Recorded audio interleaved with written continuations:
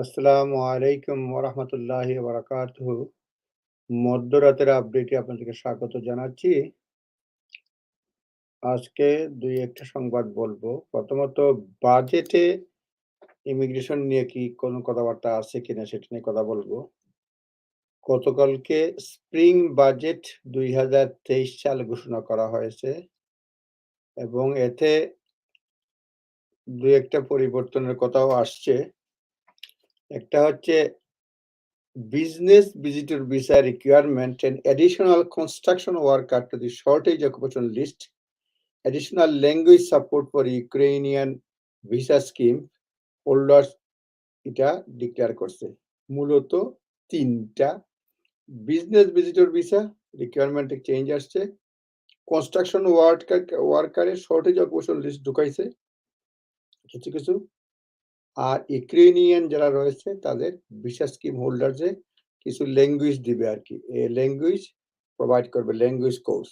ওকে, business visitor visa changes এটা autumn 2023 সালে include expanding range of short-term business activities that can be carried out for period of up to 6 months.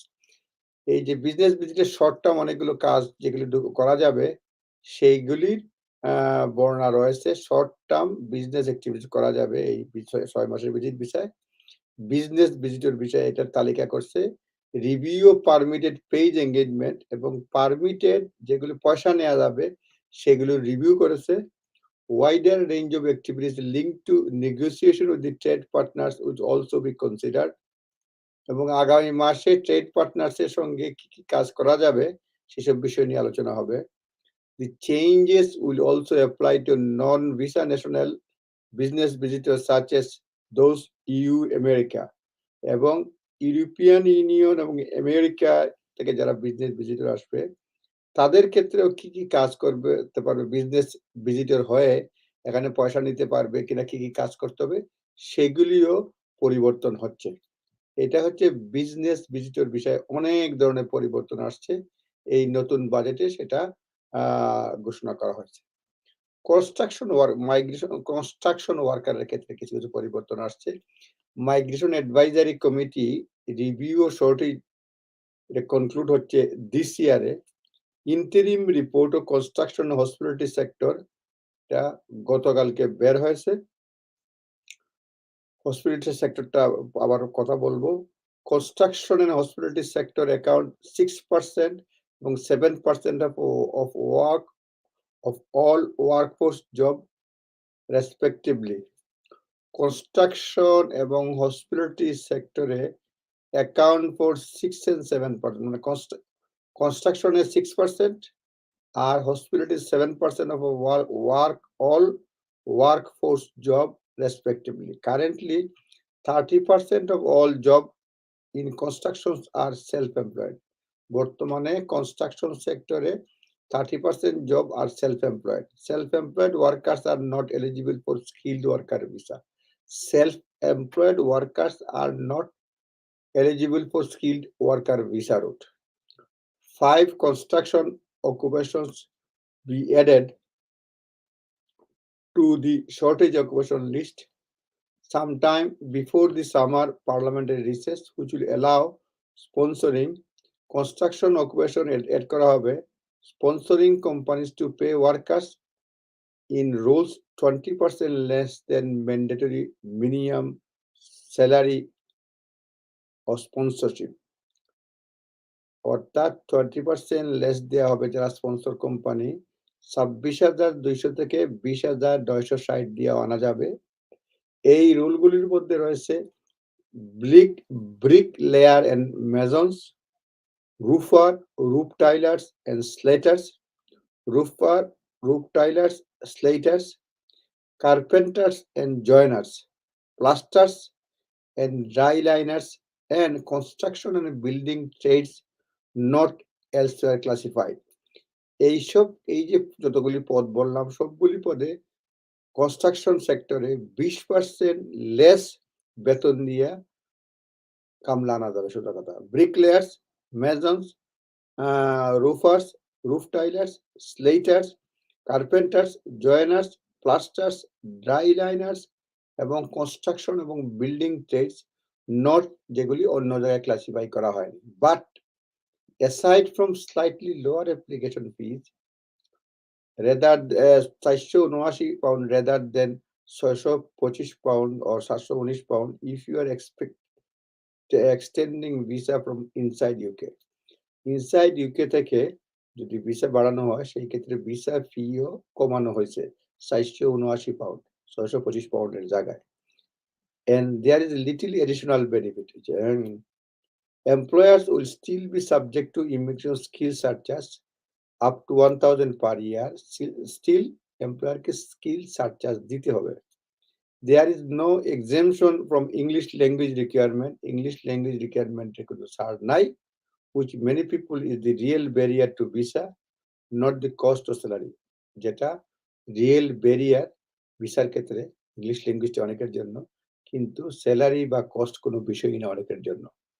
এই হচ্ছে আপনার construction ওয়ার্কারের ক্ষেত্রে যেসব পরিবর্তন আসছে। আরেকটা হচ্ছে Ukraine visa scheme employment support. There was also an announcement of extension of support providers for Ukrainians who arrived in the UK under Ukraine visa scheme. Announcement of extension of support provided Ukrainian যারা আসছে Ukrainian visa scheme 11.5 million will be provided for intensive English language course and employment support up to 10,000 people. 10,000 people K English language course দেওয়া হবে বা employment support দেওয়া হবে। Government said this new funding is expanded to boost the number of Ukrainian entering labor market for the first time, as well as helping those already employed into higher skill route.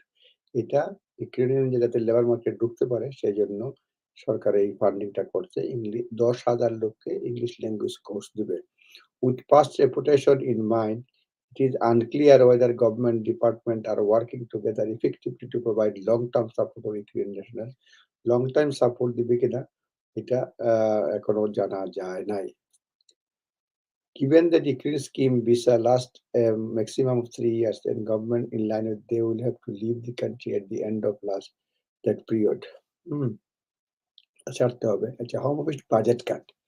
আরেকটা হচ্ছে যে home office budget cut. Meanwhile, home office budget is being cut for 2022-23 সালে budget ছিল 16.9 billion pound.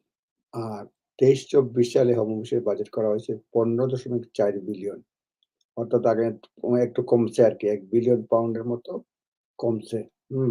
1 billion pound থেকে একটু বেশি কমছে। Home office is responsible for a lot of stuff other than immigration, and we do not know whether cut might fall. On the face of it, illegal migration bill looks very expensive. Illegal migration bill যেটা করছে এটা মনে হচ্ছে very expensive. It would seem to require considerable sums to ensure removal to Rwanda through building detention facilities in the UK and making large payment to Rwanda government. এই immigration বিলে মানে রুয়ান্ডাতে পাঠানো একজন বাবদ ডিটেনশনে রাখা এবং রুয়ান্ডা সরকারকে ব্যাপক পরিমাণ পয়সা দেওয়া, এগুলি একটা বিরাট পয়সা খরচ হবে এই নতুন ইললিগাল মাইগ্রেশন বিলে। এটা প্রথমত হচ্ছে রিমুভালে রুয়ান্ডা, তাদের এনফোর্সমেন্ট রিমুভাল টু রুয়ান্ডা, ডিটেনশনে রাখতে হবে ইউকেতে, তাদেরকে রুয়ান্ডা সরকারকে পেমেন্ট করতে হবে, এই দুইটাই মেইন আর কি। Or if removal do not take place, it would require ongoing support those refugees arrive anywhere but will never grant a status. Ongoing support লাগবে, but those support costs may never materialize because future arrival will probably disappear into the community rather than living forever in limbo.